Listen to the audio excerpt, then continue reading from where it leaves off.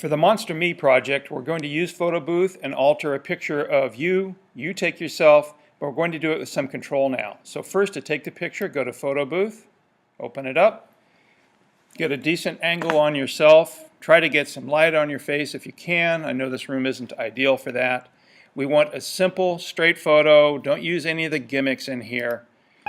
They're not going to help you. You're going to make the gimmicks. Okay, now I've got a picture of myself. Geeky or not, simple way to get that into Firefox. I drag it down here to the application, put the cursor right in the center of Firefox, and now I've got a JPEG in Firefox. What's the first thing to do when you make a new file? That's right, save it and name it. File. Save. Come on. Okay, we're going to save as, I'm sorry. And we're going to call this MonsterMe. And save it as a ping file. I want you to pay attention, it was a JPEG because it was taken as a JPEG, but to stay functional we want it to be a ping file. Okay, I'm going to save it inside my fireworks folder. For you that's slightly different, but it needs to go in your fireworks folder. Now there's a couple features I haven't showed you before. One is to adjust the color. Oh, nothing's happening.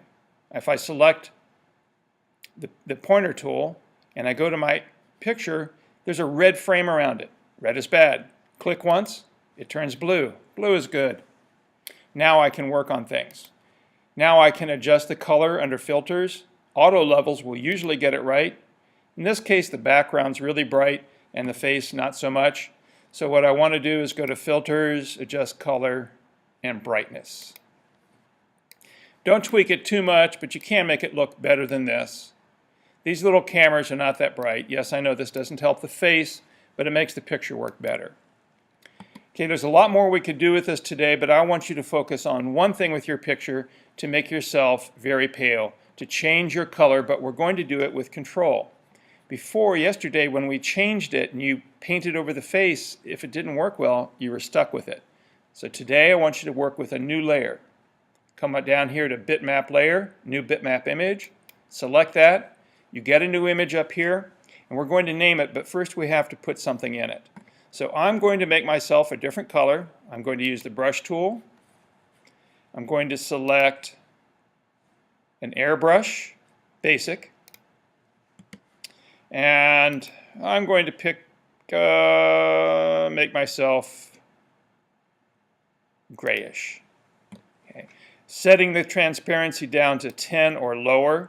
The more layers you put on, the easier this is to do. And I want a pretty big brush here. So yeah, that's good. With a large edge, so it's got a soft edge, at least 50. Okay, what I'm going to do is make sure I'm in this layer, in the new bitmap layer, and just start applying a little bit of this color. It doesn't wipe out anything underneath it. It just slowly changes the color. Also, I'm stroking in large areas like I'm using a brush, not doing a lot of tap, tap, tap, tap. This is a lot easier to control. You can always add more color. I'm also avoiding my hair because I'm trying to change my skin color and make this look realistic.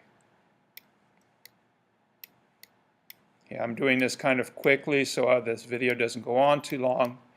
But this gives you an idea how it changes the color. Did I make much of a change? Let's see. Hide it. Off.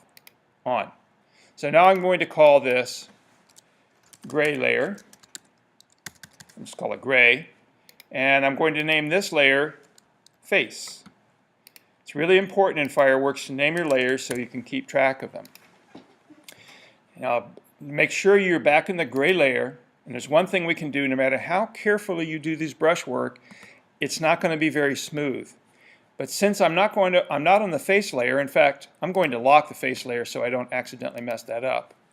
If I'm in the gray layer, I can go to my blur tool and blur it and smooth it. I've got a nice large blur tool, probably 50 or 60 would be fine, and I just start smoothing some of what I did. It evens out the brush strokes. So the colors underneath, the shadows, the wrinkles, the eyebrows, all those things, they stay intact. And if you cover those things up completely, then it looks cartoonish. I'm just adding a little layer of color on top of what's already there to make it look like a change. Off, on. And I think this looks a lot better than what we were doing yesterday because we're working in a layer. So save that and turn this in. This will be today's project for an intermediate group. This is out of sequence, but I want everybody to do this. This is a 20-minute project. Enjoy.